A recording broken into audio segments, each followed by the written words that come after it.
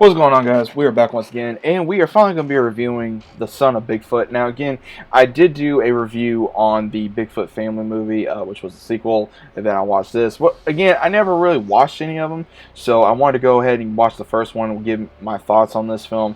Now, again, this came out in 2017, and there was a lot of stuff that happened in 2017 with me, and I just wasn't really in the mood or able to watch movies or games or anything of that nature.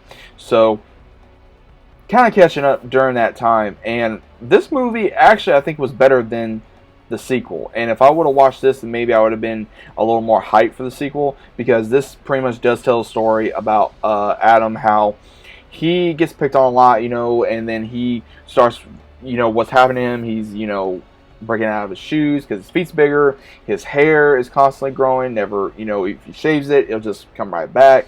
And then being raised by a single mom, and then find out his dad's alive, and then find out his dad's Bigfoot, and then trying to locate him, and then locating him, wanting to spend time with his dad, but his dad does not want to come back and put him or his mother in danger, because he even knows if he returns, there is a company that is a hair company that is trying to find him and use his DNA against his will to create something better than a toupee, or something that they're going to use to have recover from baldness or anything of that nature. And Adam goes through this journey of not only learning who his father is, what he is, him being definition of a half-breed Bigfoot, and he learns he can talk to animals, he has the speed, he has the healing factor, he can do this and that, and it's cool, it is. And the mom, she's trying to figure out where her son went, and obviously she knows where he may have been gone, and then they go on this hunt of trying to find Adam and Bigfoot, and them trying to survive with one another, and him learning about his heritage and learning where he comes from, learning who his father is, because his father was not originally a Bigfoot. He unfortunately had a gene in him that made his hair grow so fast that's the reason why he became a Bigfoot. And he was working alongside with this company. When they found out what he was, they wanted to take him against his will, and he had to fake his own death to make sure his family was safe. So this made the second movie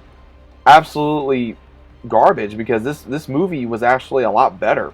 The first one definitely overshines the second movie. Now, again, if you enjoy both films, that's perfectly fine.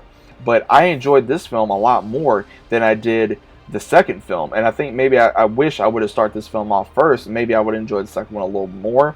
I felt like this had more comedy. I felt this had more of a meaning. I felt like it was more interesting to see what it was like to see an animated Bigfoot have a family and act like a regular dad slash kind of fun person, just having fun with his kid, and just or learning about where you come from and learning about what you want to do with your life. And it was a good film. It was. Overall, how would I rate it? I'd rate it probably 1 out of 10. I give it a 9 maybe a 9. Because the only thing I'd say about it wasn't long enough. There was parts about it that was just a little too long, and then there were some scenes where I felt like they could have jumped over it.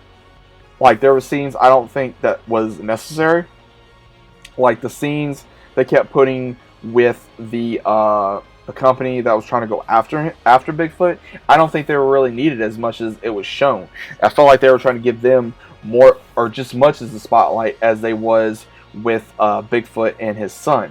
So that's probably my biggest concern. I think the acting was pretty good. There was, like I said, a lot more comedy in this film, I felt like, than there was in the second film, as well as I felt like, again, it's one of those where I would say it's all for all ages, but again, this is a kid's film.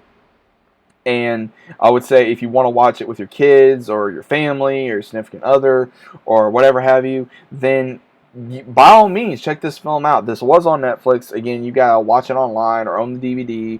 But again, do I think maybe this needs to go back on Netflix? I do, due to that it has the second one on there at this moment in time, and maybe they will, or maybe they'll put it back on. Who knows? But I think they need to put this back on Netflix as of right now, just so that way, if you get invested into the second movie and you never watched the first one like I did, then that way you can, like, oh, okay, well, this is the first one, and then be able to watch it. And Netflix has a way of doing seen that to where they want you to watch a film, and then if it has a prequel or a sequel or something to the fact of wanting to understand more about what this I